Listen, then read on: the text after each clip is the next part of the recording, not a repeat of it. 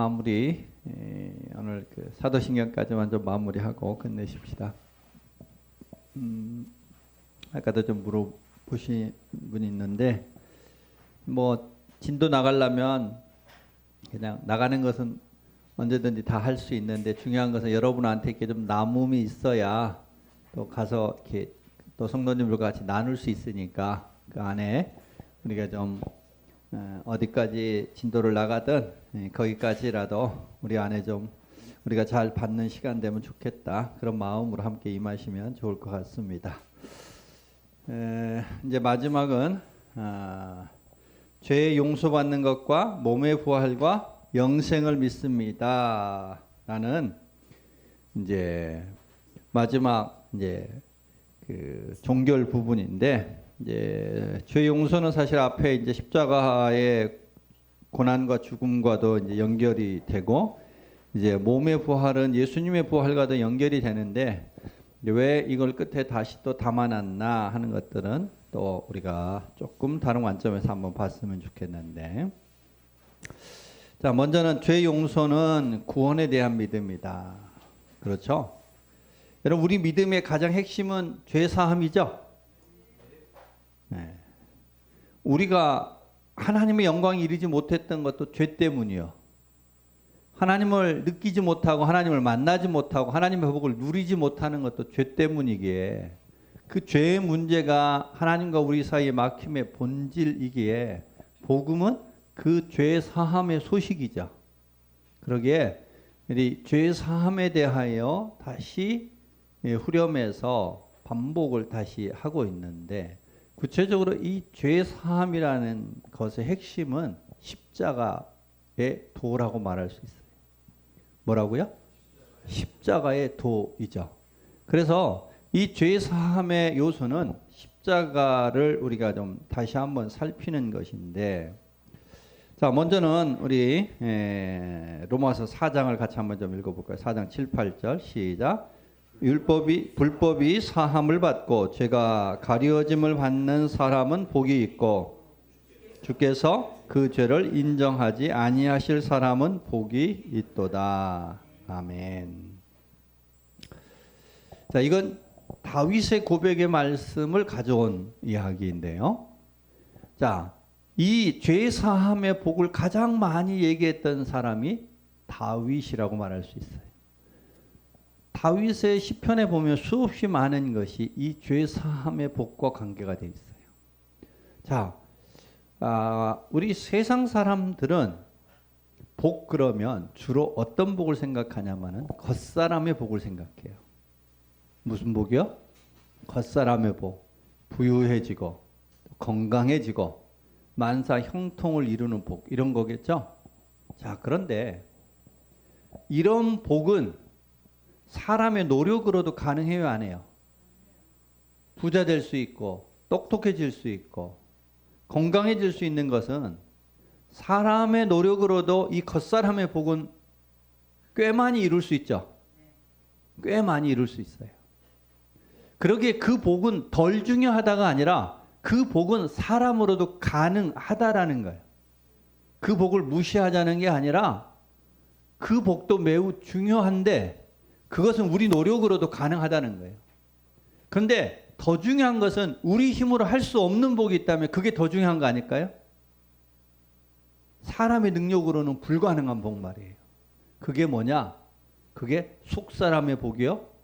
곧 죄 사함의 복이죠. 그러니까 죄 사함의 복은 사람의 노력으로 된다 안 된다? 안 된다는 거예요. 그러면 어떤 복을 더 많이 기뻐해야 될까요? 그죠? 겉사람의 복도 나쁜 거 아니에요? 좋은 거예요?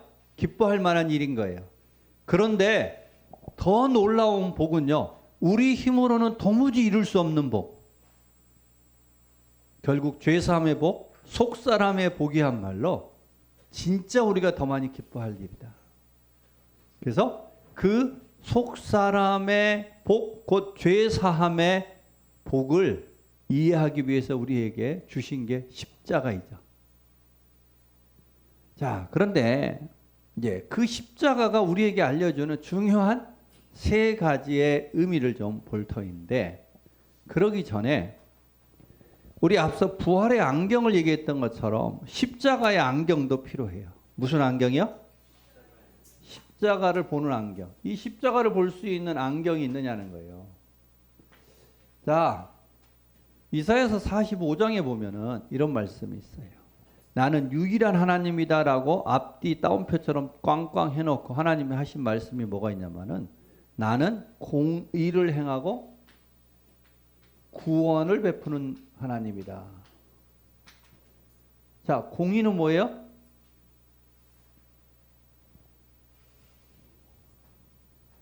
아무리 작은 죄도 반드시 심판하는 게 공의예요. 맞죠?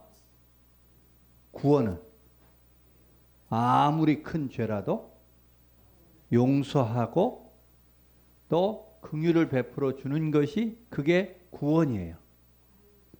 자, 그런데 지금 이 이사야서 45장 말씀이 앞뒤에 꽝꽝 도장처럼 찍어놓은 게 뭐냐면 유일한 하나님이다. 나는 유일한 하나님이다. 자, 이 둘이 각각은 존재할 수 있는데 이게 한 하나님 안에 존재할 수 있을까? 다시 말하 아무리 작은 죄도 심판해야 되는 거예요. 그게 뭐라고요? 공의. 구원은 아무리 큰 죄도 용서해 줘야 돼요. 뭐가 진짜예요? 하나님은 뭐가 진짜예요? 둘 다가 진짜라면 모순이잖아요. 완벽한 모순이에요, 아니에요? 완벽한 모순이에요. 이건 하나님 안에 한 하나님 안에 공존할 수 없는 모순이라고요. 그런데요, 이 모순을 풀 수 있는 유일한 한 가지가 있어요. 유일한 한 가지. 그것은 공의를 하나님 자신에게 돌리고 구원을 인간에게 돌리는 것. 공의를 누구에게 돌려요? 하나님 자신에게. 죄로 인하여 반드시 심판받아야 되는 공의를 하나님 앞에 돌리고 구원을 인간에게 베푸는 것. 그것이 뭐다? 십자가라는 거예요. 그러기에 십자가는 많은 구원 중에 하나가 아니라 유일한 구원인 줄로 믿습니다. 이 모순을 풀 수 있는 많은 길이 있는 게 아니에요. 사단도 전혀 생각하지 못했던 길이에요. 오직 유일한 길. 유일한 길, 그게 십자가인 거예요. 그러기에 구원과 공의가 공존할 수 있는 전혀 모순되어지는 두 가지가 하나로 통합되어질 수 있는 유일한, 그러기에 인간이 구원을 얻을 수 있는 많은 길이 있다가 아니라 유일한 길이 있다. 그게 십자가인데 그 십자가가 그러면 우리에게 무엇을 만들었느냐 하는 것입니다. 자, 세 가지 측면을 좀 보겠습니다. 첫 번째로는요, 그 죄사함의 복, 그 십자가가 만들어내는 첫 번째는요, 죄 용서는 속전으로서의 구원이다. 뭐라고요? 속전. 디모데전서 같이 읽습니다.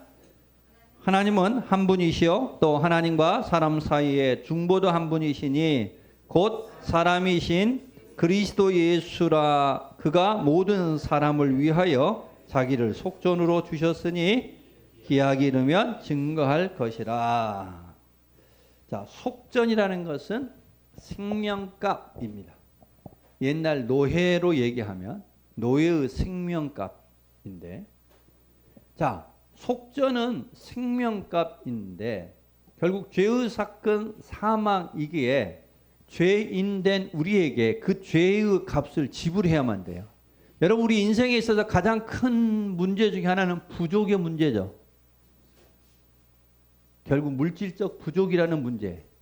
제가 아내하고 둘이서 옛날에 홈플러스 가서 저는 아내가 카드를 가져온 줄 알고 아내는 제가 카드를 가져온 줄 알고 둘이 카트에 열심히 물건을 가득 담아갖고 계산대 올렸어요.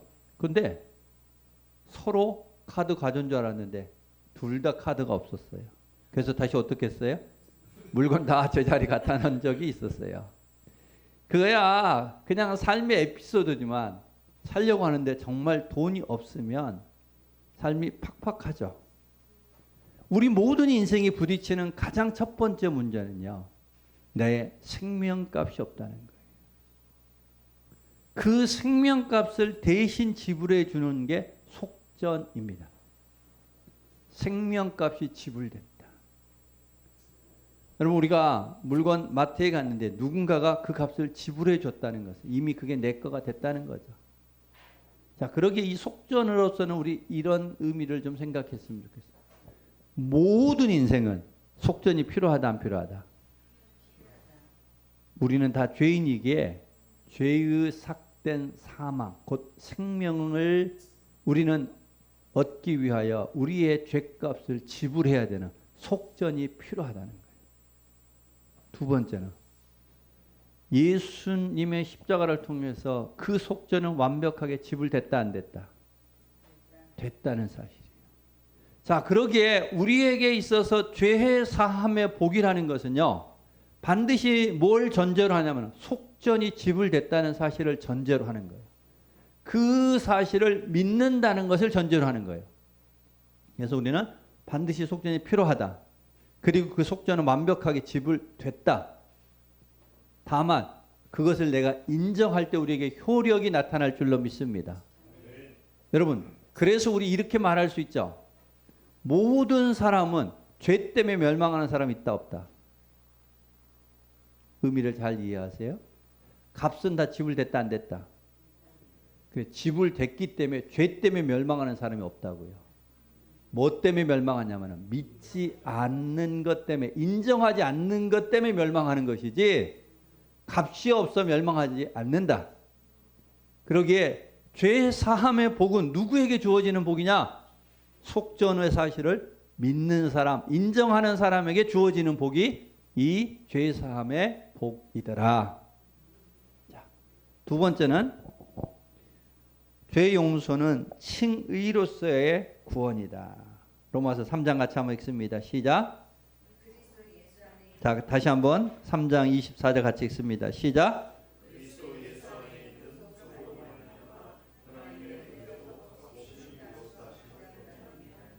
자, 그리스도 예수 안에 있는 구속으로 말미암아 하나님의 은혜로 값없이 무엇하심?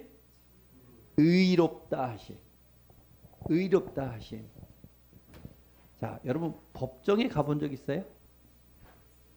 저는 증인을 데리고 한번 법정에 간 적이 있는데, 이 증인한테 무슨 거짓 증인을 해달라는 것도 아니고 자기가 실제 있었던 일을 그대로 그냥 가서 말만 해주면 되는 거예요. 이 증인이 법정에 가니까요, 그 법정의 중압감에 확 얼어가지고 말을 해야 되는데 거꾸로 얘기를 해가지고 도움이 하나도 안 됐던 적이 있어요. 그래서 나중에 나와서 아니 거짓말도 아닌데 왜 그렇게 얘기하셨어요? 법정에 들어가니 그 중압되기 때문에 자기가 뭔 말 하는지를 모르겠더래요. 여러분, 그냥 증인도 이렇게 눌리는데 진짜 자기가 죄인으로 법정에 들어가면 어떨까요?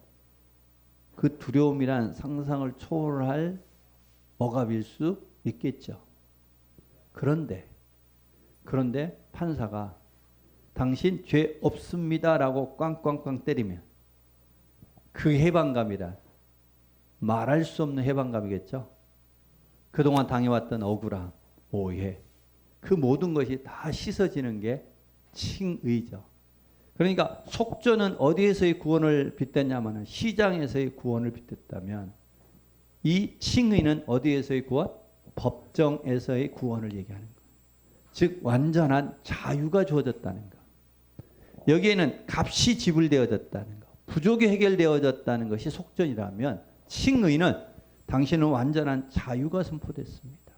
자, 그렇다면 이 칭의의 구원은 이 또한 앞서 속전처럼 바탕에 둬야 될 게 있습니다. 그것은 뭐냐면 칭의는 그냥 이루어지는 게 아니라 앞서 속전이라는 은혜를 바탕에 두고 있다.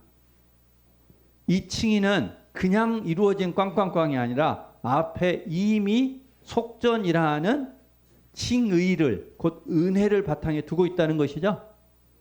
두 번째로는, 자, 의롭다라고 얘기하는 의가 뭘까요?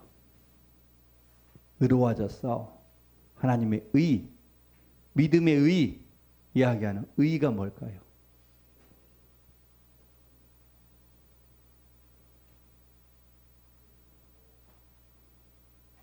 성경에 수없이 많은 의를 얘기하잖아요.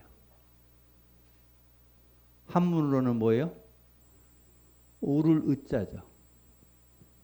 성경에서 말하는 의라는 것은, 옳음이라는 것은 하나님 기준에 부합됐다 이런 뜻이죠.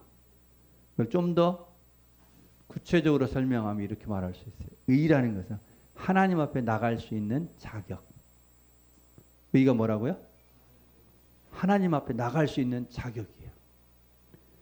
우리가 의로워졌다는 것은요, 하나님 앞에 나갈 수 있는 자격을 얻었다는 거예요. 하늘의 복을 누릴 수 있는 자격을 얻었다는 거예요. 하늘의 것을 쓸 수 있는 자격을 얻었다는 거예요. 옆집 아저씨가 아무리 부자여도 소용이 있어요, 없어요? 그런데 우리 부모가 부자면 쓸 수 있는 자격이 자녀에게 있죠. 하늘의 것을, 하늘의 복을 누릴 수 있는 자격이 그게 뭐라고요? 칭의예요. 다만 왜 칭이라고 얘기했을까요? 진짜 내가 의로운 게 아니라 하나님이 그렇게 인정해 주시는 거예요. 여겨 주시는 거죠. 그래서 우리의 죄 사함은 나 잘났어 할 수 있어요, 없어요? 없어요. 왜? 우리의 의는, 우리의 자격은 칭의이기 때문에. 곧 예수의 속전을 바탕으로 하는 의이기 때문에 우리는 항상 그 십자가 앞에 엎드리는 자만이 누리는 그 자격이다, 권리더라. 이런 게 칭의입니다. 세 번째로는 제 용서는 화해로서의 구원이다. 로마서 5장 같이 한번 읽습니다. 시작.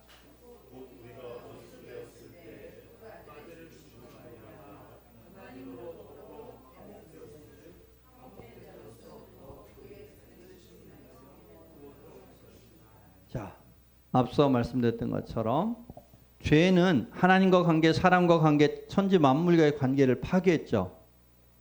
그런데 바로 십자가는 다시 그 관계를 회복시켜 주신 거죠. 하나님과 사람과 천지 만물과의 관계를 회복시켜 주신 거죠. 그래서 화해로서의 구원은 곧 죄 사함 중에 화해로서의 구원은 모든 관계가 회복되는 복이에요. 화해로서의 구원은 관계가 회복되는 복이더라. 우리 5가지 제사가 있어요. 번제, 소제, 또 화목제, 속건제, 속죄제가 있어요. 자, 화목제의 가장 큰 특징은요, 모든 재물을 그날 다 소비해라. 언제 소비해라? 그날. 그 얘기는 뭐냐? 모든 관계를 함께, 그날 혼자 다 먹을 수 없잖아요. 그러니까 더불어 나누어 먹어라 뜻이지만 동시에 이런 뜻이지 않아요? 속히 해결해라. 화목의 관계는 미루면 된다, 안 된다? 그래도 예수님이 산상수훈에서도 뭐라고 얘기해요? 제사하려다가 기억나면 돌아가서 제사하기 전에 먼저 화목하고 와라. 그러니까 산상수훈도 화목제도 다 갖는 메시지가 속히 해라. 이 관계의 문제를 미루지 말라는 거예요. 속히 하라고 얘기하고 있습니다. 그래서 이 구원에 대한 죄 사함의 구원에서는 크게 3가지. 하나는 대속의 구원이다. 2번째는 칭의의 구원이다. 3번째는 화해로서의 구원이더라. 자, 그런데 중요한 한마디 있습니다. 밑에 보면은 그 화살표 2번째 줄에 이런 게 있는데, 자, 속전 없는, 같이 한번 읽을게요. 시작. 속전 없는 칭의가 없고 칭의의 선포 없이 하나님과 화해할 수 없다. 이 3가지가 따로 노는 게 아니라는 거예요. 전제가 속전이 없으면 칭의가 있을 수 있다, 없다? 없다는 거예요. 속전 없는 칭의는 존재할 수 없는 거예요. 또한 칭의, 하나님 앞에 나갈 수 있는 자격, 관계가 회복되는 그 자격을 얻지 못한 상태에서는 화해가 이루어질 수 없더라. 그러기에 우리는 우리의 죄사함의 복은 항상 뭘로부터 시작되냐?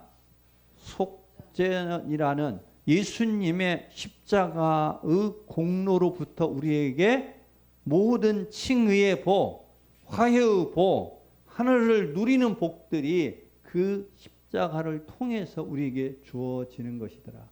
그러기에 우리는 내가 죄사함을 믿습니다 라고 고백하는 이 선언은 우리 모두 날마다 십자가 앞에 나아갑니다. 그 십자가로 내가 살았습니다 라는 의미를 담고 있는 것이다. 우리 안에 이 고백을 통해서 십자가가 죽은 십자가가 아니라 산 십자가 되기를 소망합니다.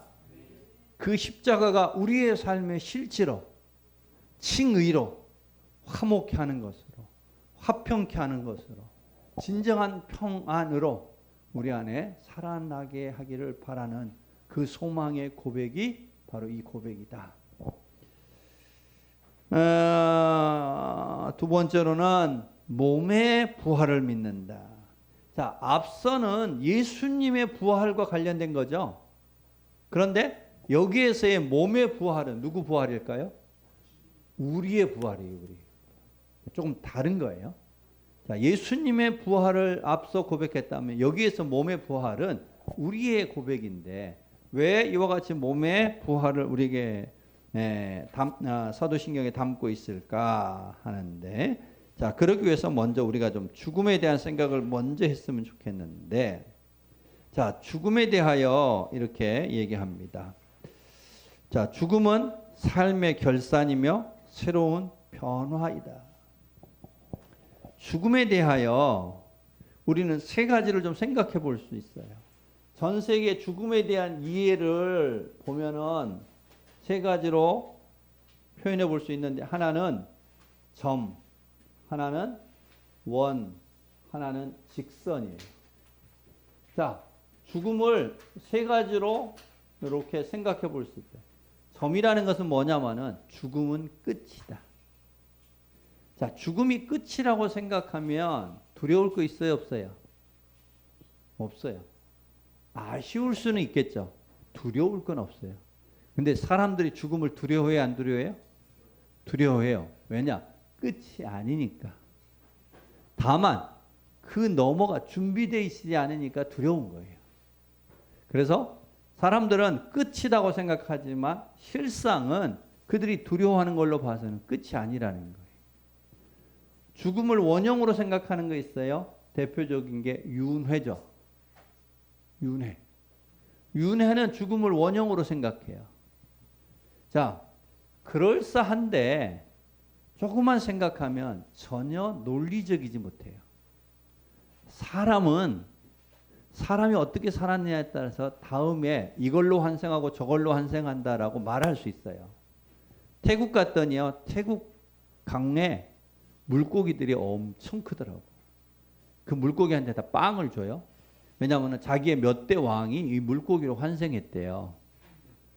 그래가지고 거기다 빵을 주니까 빵 먹고 자란 물고기들은 뭐 이만큼 살이 올라 있어요.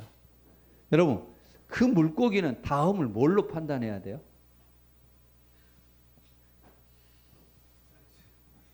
사이즈로 많이 먹었으면 다음에 공로를 인정해 줘야 돼요.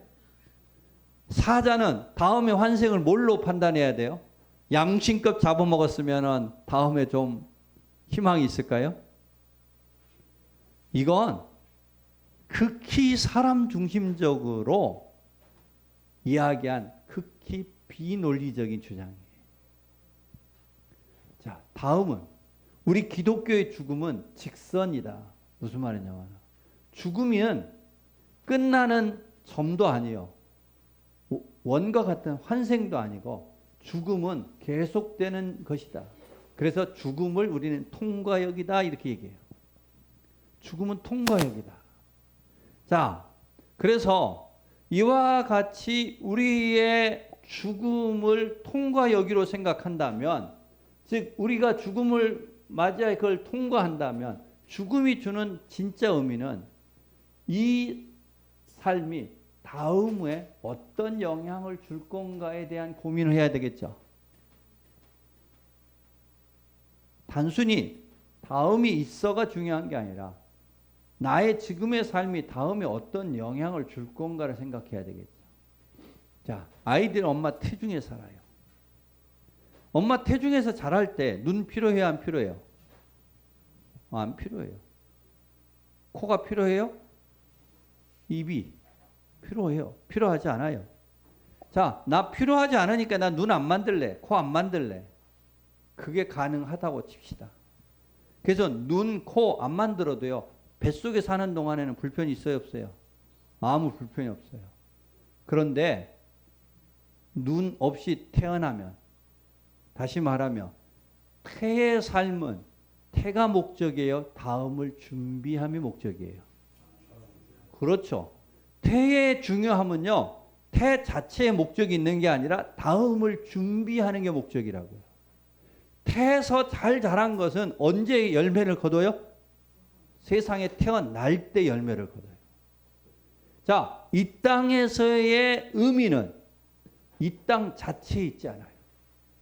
태의 세상은 태 자체가 있는 게 아니라 다음을 준비하는 거예요. 동일하게 이 땅의 삶은 이 땅 자체의 목적이 있는 게 아니라 다음을 준비하는 거예요. 그러기에 죽음을 직선적으로 이해한다는 것은 바로 그런 의미다. 그래서 성경은 죽음을 이렇게 설명하고 있는데 누가복음 8장을 같이 한번 읽습니다. 시작. 예수께서 아이의 손을 잡고 불러 가라사대 아이야 일어나라 하시니 그 영이 돌아와 아이가 곧 일어나거늘 예수께서 먹을 것을 주라 명하신대. 성경은 죽음을 이렇게 얘기합니다. 죽음을 몸과의 분리였고 몸으로 다시 돌아옴으로. 다시 말하면 죽음은 사라짐이 아니라 몸과의 분리요 다음으로의 나아감이더라. 그러면 앞서 소개했던 것처럼 죽음이 끝도 아니고 윤회도 아니고 다음으로 나아감이라면 우리는 이 땅의 삶을 이 땅 자체다 목적을 두는 게 아니라 어디에다 둬야 된다? 다음을 준비하기 위하여 둘 줄 알아야 된다는 것입니다. 자, 그런 의미로 이 몸의 부활을 한번 생각해 보셨으면 좋겠습니다. 자, 그런데 성경은 자, 이와 더불어서 우리의 몸을 어떻게 한번 조명하고 있느냐를 보니까 성경은 몸을 긍정적으로보다는 굉장히 부정적으로 얘기해요. 눈은 간사하고 입은 길들이기 어려움이요. 귀는 험담하고 비난, 쾌락의 도구처럼 여기고 있습니다. 그래서 몸이 매우 부정적인 것처럼 보여져요. 자, 그런데 앞뒤 문맥을 잘 보면요. 몸 자체의 부정이 아니에요.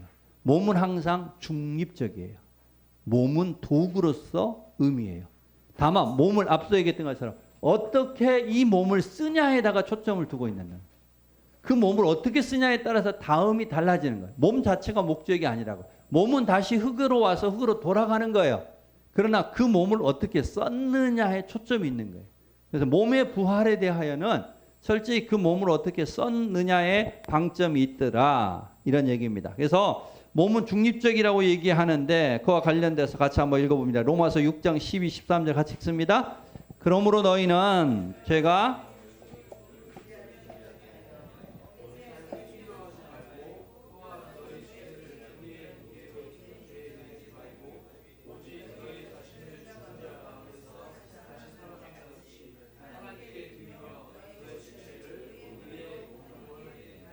자, 한마디로 얘기하면 우리의 몸을 중립적인 몸을 죄의 무기로 쓸 건가 의의 무기로 쓸 건가 죄의 병기 되게 할 건가 의의 병기 되게 할 건가로 보라는 것입니다. 우리의 몸 자체가 불의한 게 아니라고요. 몸을 무엇의 병기로 사용하느냐가 중요한 거죠. 자, 몸을 그러면 잘 쓰기 위해서 우리에게 필요한 게 뭐냐면 성령의 소욕에 지배받는 거죠. 내 정욕에 지배받는 게 아니라 뭐에 지배받아요? 성령의 소욕의 지배를 받아야 돼요. 자, 그러기에 우리는 1차적으로 몸은 중립적이다. 성령의 소욕을 좀 지배를 받아야 된다 하는 것인데 결국은 그 성령의 소욕, 성령의 지배받는 몸을 우리는 뭐라고 이야기하냐면은 우리의 몸으로 하나님의 일을 하는 거다. 하나님의 사역을 하는 거다. 성령의 지배받으면 우리의 몸을 무슨 도구로? 의의 도구로, 의의 병기로 하나님의 뜻대로 사용하는 삶을 살아가게 되겠죠.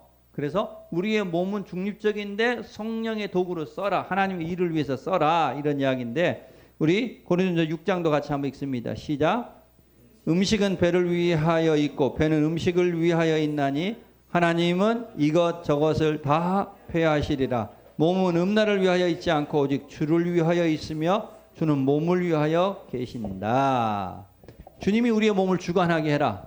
우리의 몸은 주님을 위한 것이다 라고 이야기하십니다. 자, 그런데 자, 우리 이렇게 다시 봤어요. 자, 몸의 부활을 생각하기 위해서 우리는 먼저 죽음을 좀 생각했어요.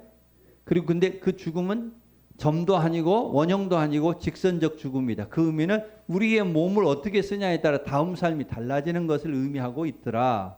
그래서 우리의 몸은 잘 쓰는 길을 원하는데 잘 쓴다는 것이 뭐냐? 의의 병기로 쓰는 것이다. 하나님의 일에 드려지는 것이다. 자, 여기까지만 해도 그 몸을 잘 쓴다는 귀한 교훈이 되는데 자, 우리 사도신경의 고백으로 다시 돌아가면 뭐라고 고백했어요? 몸의 부활을 믿는다. 그러니까 지금 우리가 살핀 것은 몸을 이해하기 위해서 몸을 잘 쓰는 게 중요하다라는 것에 대한 교훈은 충분히 이해가 되는데 이 같은 몸을 왜 굳이 사도신경에 몸의 부활을 믿는다라고 했겠냐는 거예요. 그 의미가 더 중요한 거예요. 몸을 이해하는 것도 중요하지만 그 몸의 부활을 믿는다는 것, 즉 몸을 잘 쓴다는 것에 대하여를 하나님은 성경은 어떻게 말하고 있느냐 하는 것입니다. 자, 그것을 위해서 우리가 먼저 빈칸 치우면은 몸의 약함을 이해할 때 몸의 약함을 이해할 때 부활의 몸을 기대할 수 있다. 무슨 몸을 기대해요? 부활의 몸. 자, 무슨 말이냐? 우리 너무나 잘 아는 고린도전서 50장 말씀을 우리 같이 한번 천천히 한번 읽어볼게요. 같이 읽습니다. 시작. 썩을 것으로 심고 썩지 아니할 것으로 다시 살아나며 욕된 것으로 심고 영광스러운 것으로 다시 살아나며 약한 것으로 심고 강한 것으로 다시 살아나며 육의 몸으로 심고 신령한 몸으로 다시 살아나니 있느니라. 자, 요 말씀이 이 몸의 부활에 대하여 가장 잘 설명해 주는 말씀이라고 생각해요. 자, 몸의 부활을 믿습니다. 이야기는 어떤 의미냐? 앞서 우리는 몸을 잘 쓰는 것 중요하다는 것 이야기했어요. 자, 그런데 몸을 잘 쓰면 어떤 일이 일어나느냐? 자, 여기 말씀 먼저 한번 봅시다. 썩을 것으로 심고 뭘로 거둬요? 썩지 아니할 것으로 걷는데요. 자, 우리의 몸은 썩을 거죠. 우리가 할 수 있는 일은 다 썩을 일들이죠. 여러분, 썩을 것을 심었는데 썩을 것을 많이 거둬도 복이에요, 아니에요? 복이죠. 곡식을 10개를 심었는데 10개가 1000개의 결실을 똑같은 썩을 것 1000개를 거둬도 복이죠. 그런데 썩을 것을 심었는데 뭘 거둔다고요? 썩지 않을 것. 자, 우리의 몸으로 행하는 것들은 전부 다 썩을 것을 심는 거라면 썩을 거다는 건 헛되다는 거 아니에요? 무가치하다는 거 아니에요? 별 볼 일 없다는 거 아니에요?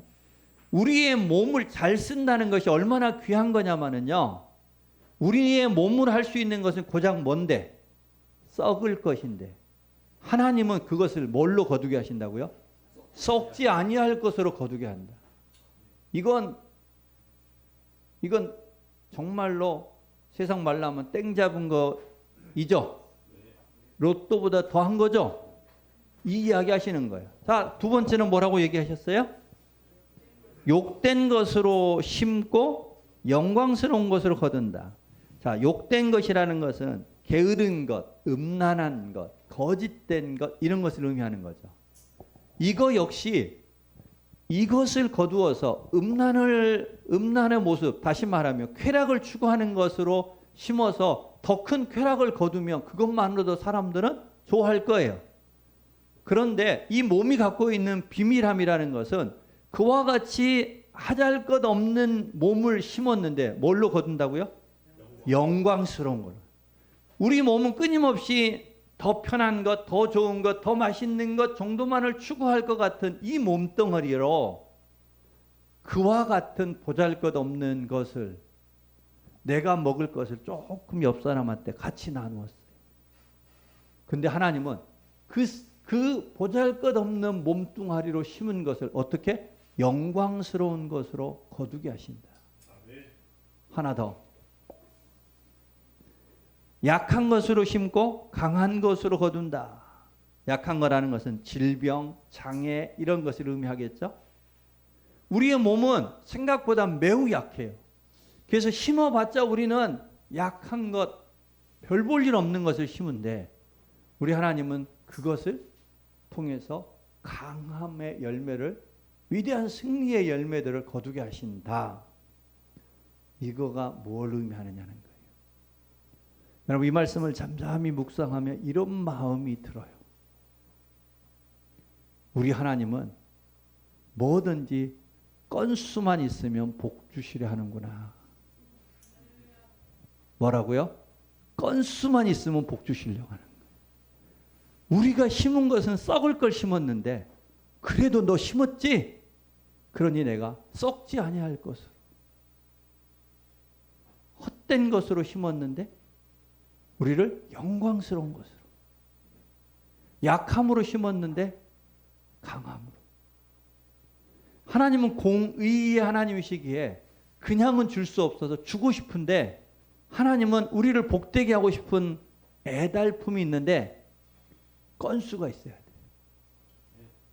하나님은 야 봐라, 내 아들이 내 딸이 이렇게 심었잖아. 그 썩을 몸을 갖고 이렇게 심었잖아. 그러니 내가 썩지 않을 것으로 내가 화답해 줄 거야. 축복해 줄 거야. 이 마음.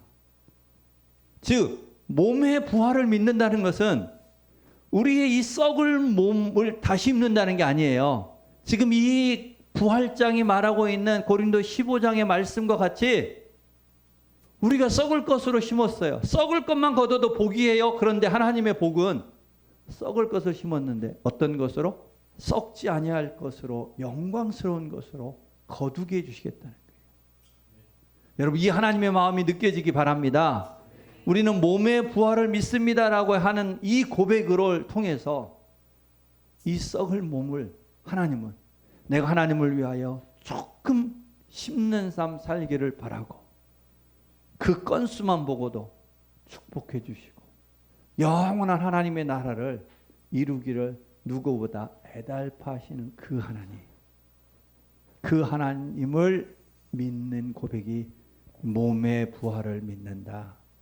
이 고백 속에 담겨 있는 것입니다.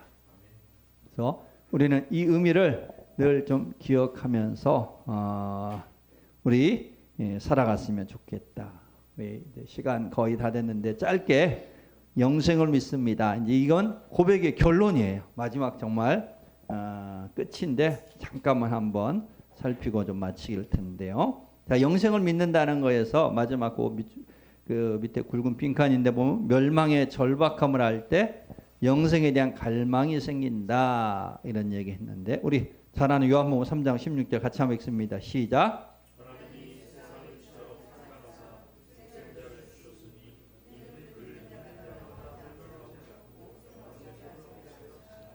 자, 우리는 이 가장 성경에서 중요한 요한복음 3장 16절을 읽을 때 우리는 주로 앞쪽과 뒤쪽을 봐요. 하나님 세상을 이처럼 사랑하사 영생을 얻게 하려 하심이라. 그런데 우리 모든 인간은 그냥 살면 어떻게 될까요? 멸망하지 않는다는 말은 우리는 그냥 살면 멸망한다예요.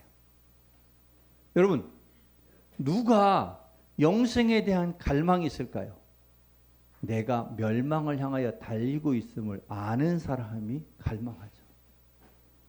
우리가 달리고 있는 이 기차가 있는데, 멈출 수 없는 기차가 있는데, 이 기차가 끊어진 다리를 향하여 달려간다는 사실을 아는 사람이 그 열차에서 탈출하려고 하는 갈망이 생길 거 아니에요. 그걸 모르는 사람은요, 아무리 끊어진 다리를 향하여 달려가도요, 그 기차 안에서는 해피할 수 있어요. 영생은 누가 갈망해요? 모든 인생이 멸망을 향하여 달린다는 사실을 아는 사람이 갈망하는 거예요. 누가 영생을 기뻐해요? 멸망의 기차에서 내가 내렸다는 사실을 아는 사람만이 기뻐한다고요. 근데 성경은 우리에게 뭐라고 얘기했어요? 우리 다 멸망을 향하여 질주하고 있단다. 멸망을 향하여 달리고 있단다. 그 사실 아니? 여러분, 우리 영생이 당연한 것처럼 여겨질 때마다 우리의 인생은 다 멸망을 향하여 질주하는 기차 위에 있음을 기억하시기 바랍니다. 절대로 영생은 당연한 게 아닌 거예요. 우리가 그 영생은 죽음을 각오하고도 탈출을 해야 되는 그 기차였는데 내가 아무 노력도 안 했는데 주님의 은혜로 내가 그 멸망의 기차에서 영생으로 옮겨졌다는 사실을 아는 것. 그 사실을 알 때 우리는 비로소 그 영생을 기뻐하고 노래하게 될 것이다. 그래서 우리는 이제는 멸망으로 질주하던 인생이 영생으로 옮겨졌음을 안다면 우리는 뭘 꿈꿔야 될까요? 멸망에서 나왔다는 사실에 안주하는 것으로 끝내는 게 아니라 진짜 그 멸망에서 나온 줄을 아는 사람은 이제 내가 갈 영생을 꿈꾸는 사람이 진짜 멸망에서 나온 사람이겠죠? 진짜 그 영생을 꿈꾸고 준비하는 것이어야말로 진짜 멸망에서 나온 사람이더라 하는 이야기입니다. 자, 그런데 우리가 이와 같이 영생을 꿈꿔야 되는데 영생에 대한 꿈이 잘 안 꾸어진다는 게 문제예요. 왜냐? 영생을 한 사람도 맛본 사람이 없으니까요. 우리 안에 멸망으로 간다는 기차에서 나왔다는 사실은 알겠는데 이제 그 사실이 우리를 영생을 꿈꾸게 만들어야 되는데 영생이 잘 안 꾸어지는 거예요. 왜냐하면 단 한 사람도 영생을 경험한 사람이 있어요, 없어요? 없어요. 그러기에 성경은 영생을 우리에게 여기 써놓은 것처럼 모델하우스처럼밖에 설명해 줄 수 없는 거예요. 여러분, 아파트 모델하우스 가면은요, 앞뒤 다 막혀 있어요. 그러나 그 모델하우스는 이게 안방이야, 이게 거실이고 이게 우리 아들한테 줄 방이야 라는 것만 알게 되죠. 창문 열면 앞에는 아무것도 없는 콘크리트 벽이라고요. 그러나 그 집이 진짜로 세워지며 앞이 공원이 확 뜨이고 아침 햇살이 떠오르면 그곳에 아침 햇살 가득히 부어지는 그 일은 그때 가서만 볼 수 있지 모델하우스에서는 경험이 돼야 안 돼요? 안 돼요. 그러기에 우리는 이렇게 생각해요. 우리가 이 영생은 우리가 아무리 상상하고 아무리 꿈꿔도 그보다 더 좋을 것이다. 할렐루야. 그보다 더 영광스러울 것이다. 할렐루야. 예. 영생에 대해서는 그러기에 우리가 꿈꿀 수 있는 그 이상이라는 사실. 내가 생각할 수 있는 최고 그 이상이다. 종종 이런 이야기를 들어요. 아담과 하와가 범죄하지 않았으면 지금도 에덴 동산에서 살고 있을까요? 지금도 에덴 동산에서 우리 과일 따먹고 살고 있을까요? 아니에요. 그런 얘기 혹시 들어보셨어요? 아담의 IQ가 얼마 정도 될 것 같았나? 아담이 모든 동물, 식물들을 다 분류하고 그것을 체계를 잡고 할 수 있는, 이름을 지을 수 있는 정도, 이런 모든 것을 가능하려면 IQ가 한 2000쯤 됐을 거다. 여러분, IQ 200만 돼도 어때요? 네. 우리가 상상할 수 없는 천재죠. 여러분, 죄가 들어오지 않았다면 지금 이 세상도요, 지금과 비교할 수 없는 상상 이상의 복됨의 나라 됐을까요? 안 됐을까요? 됐겠죠. 그런데 사단의 아무런 방해가 없는 저 하나님 나라, 영생의 나라에는요, 우리가 생각하는 것, 아무리 꿈꾸는, 아무리 뛰어난 상상을 가질지라도, 발현할지라도 그 이상이 되는 것이 영생이더라. 이 희망을 우리는 잊지 않았으면 좋겠다. 이런 이야기입니다. 그래서 그 나라에 대해서는 눈으로 보지도 못하고 귀로도 듣지 못한다. 모델하우스밖에 안 된다. 상상 그 이상이다. 이런 얘기고, 이제 마지막 말씀 좀 보면서 마칠 텐데, 영생의 믿음을 어떻게 지켜갈 수 있을까? 영생의 핵심은 예수님과의 관계다. 빈칸 예수님과의 관계 써놓고요. 우리 마지막 요한복음 5장 23절, 24절 같이 한번 읽습니다. 시작.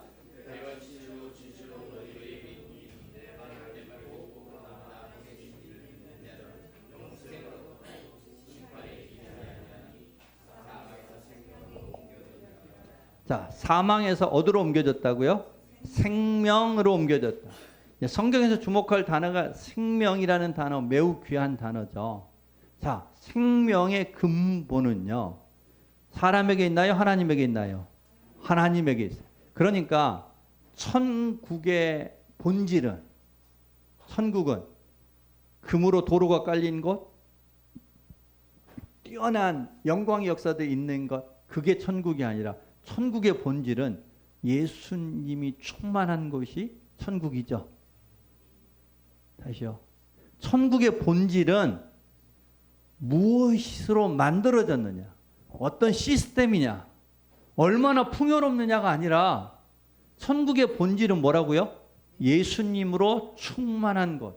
그것을 우리는 뭐라고 얘기해요? 생명이라고 얘기해요. 예수가 충만한 곳이, 그곳이 천국이에요. 자, 그렇다면 우리에게 마지막 결론으로, 우리는 영생을 믿습니다 라는 그 영생의 본질은 예수로 충만한 것인데, 그 예수로 충만하면 우리에게 어떤 모습들이 나타날까 하는 것입니다. 예수가 충만한 곳, 하나님이 충만한 곳은 결국 우리에게 어떤 모습으로 다가올까? 예수가 충만하다는 것은 그분의 마음이 가장 아무런 제한 없이 드러난다는 것이겠죠. 예수가 충만한 게 예수님이 거대한 비만이 돼가지고 천국을 꽉 자리 잡고 있다는 뜻이 아니잖아요. 예수가 충만하다는 것은 그분의 뜻이 충만하게 발현된다는 거잖아요. 예수의 뜻이 충만하게 발현되면 뭘까요? 어떤 세계가 펼쳐질까요?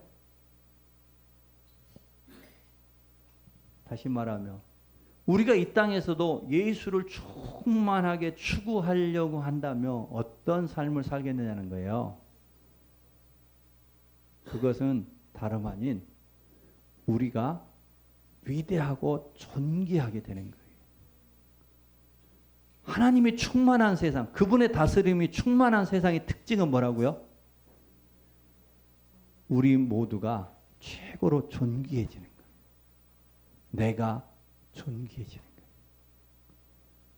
나와 함께 살고 있는 내 가족, 때로는 내 원수까지가 어떻게 되는 거예요?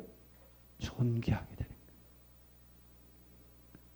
그러기에 우리 하나님으로 충만한 세상, 가정, 교회는 어떤 곳이다? 우리가 최대한 존귀케 되는 곳이.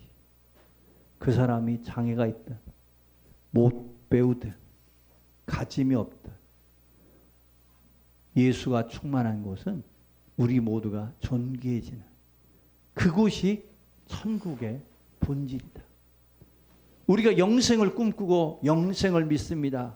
그 얘기는 하나님으로 충만한 세상 되기를 원합니다. 그 충만하게 되면 우리 모두가 다 왕같은 제사장이요, 하나님의 나라가 되어져서 우리 모두가 존귀해지는 그 나라가 진짜 영생의 나라 될 줄로 믿습니다. 그러기에 우리는 이 땅에서부터도 그 나라를 사모하면서 예수로 충만해지는 길을 향하여 나아가는 우리 모두가 되면 좋겠습니다. 네, 우리 임원들 다 안 계셔서 제가 기도하고 마칠게요. 하나님, 오늘 또 하루 귀한 시간 하나님 앞에 구별하여 우리가 믿는 우리 교회 역사 속에서 사도들로부터 가장 소중하게 여겼던 이 사도신경 믿음의 고백들 속에 담긴 하나님의 마음, 우리가 또한 그 마음에 반응할 것이 무엇인지를 잠잠히 살펴싸우니 주의 종들의 마음에 그 하나님의 마음이 충만하게 부어질 뿐만 아니라 우리도 하나님이 기대하시는 그 소망에 합당하게 반응함으로 먼저는 우리가 믿음이 충만한 종들 되게 하여 주시고 섬기는 모든 교회가 믿음으로 충만하여지는 역사가 있게 하여 주옵소서. 예수님 이름으로 기도하였습니다. 아멘. 네, 수고하셨습니다.